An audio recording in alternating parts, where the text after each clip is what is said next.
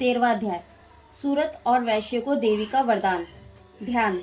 जो उदय काल के सूर्यमंडल की सी कांति धारण करने वाली हैं, जिनकी 4 भुजाएं और 3 नेत्र हैं, तथा जो अपने हाथों में पाश, अंकुश, वर एवं अभय की मुद्रा धारण किए रहती हैं, उन शिवा देवी का मैं ध्यान करती हूँ।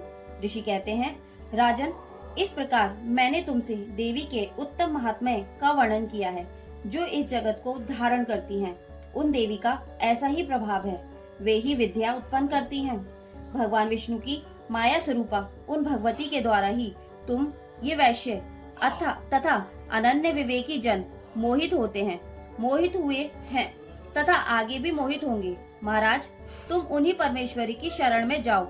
आराधना करने पर वे ही मनुष्य को भोग, स्वर्ग तथा मोक्ष प्रदान करती हैं। मार्कंडे जी कहते हैं, कौष्टुकी की जी मेधा मुनि के ये वचन सुनकर राजा सूरत ने उत्तम व्रत का पालन करने वाले उन महाभाग महर्षि को प्रणाम किया।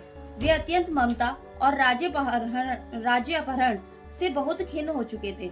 महामुने इसलिए विरक्त होकर वे राजा तथा वैश्य तत्काल तपस्या को चले गए और वे जगदम्बा के दर्शन के लिए नदी के तट पर रहकर तपस्या करने लगे।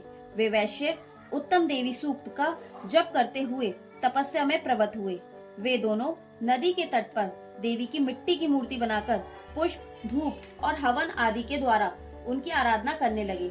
उन्होंने पहले तो आहार को धीरे धीरे कम किया, फिर बिल्कुल निराहार रहकर देवी में ही मन लगाए एकाग्रता पूर्वक उनका चिंतन आरंभ किया। वे दोनों अपने शरीर के रक्त से प्रोक्षित बलि देते हुए लगातार 3 वर्ष तक संयम पूर्वक आराधना करते रहे। इस प्रकार प्रसन्न होकर जगत को धारण करने वाली चंडिका देवी ने प्रत्यक्ष दर्शन देकर कहा। देवी बोली, राजन तथा अपने कुल को आनंदित करने वाले वैश्य, तुम लोग जिस वस्तु की अभिलाषा रखते हो वह मुझसे मांगो, मैं संतुष्ट हूँ, अतः तुम्हें वह सब कुछ दूंगी। मार्कंडे जी कहते हैं, तब राजा ने दूसरे जन्म में नष्ट न होने वाला राज्य मांगा तथा इस जन्म में भी शत्रुओं की सेना को बलपूर्वक नष्ट करके पुनः अपना राज्य प्राप्त कर लेने का वरदान मांगा।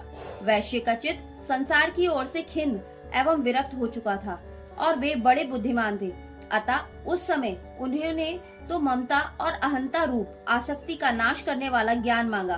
देवी बोली, राजन, तुम थोड़े ही दिनों में शत्रुओं को मारकर अपना राज्य प्राप्त कर लोगे। अब वहाँ तुम्हारा राज्य स्थिर रहेगा। फिर मृत्यु के पश्चात तुम भगवान विवस्वान के अंश से जन्म लेकर इस पृथ्वी पर सर्वाणिक मनु के नाम से प्रख्यात होगे। वैश्यवर्य, तुमने भी जिस वर को मुझसे प्राप्त करने की इच्छा की है उसे देती हूँ। तुम्हें मोक्ष के लिए ज्ञान प्राप्त होगा। मार्कंडे जी कहते हैं, इस प्रकार उन दोनों को मनोवांछित वरदान देकर तथा उनके द्वारा भक्ति पूर्वक अपनी स्तुति सुनकर देवी अंबिका तत्काल अंतर ध्यान हो गयी।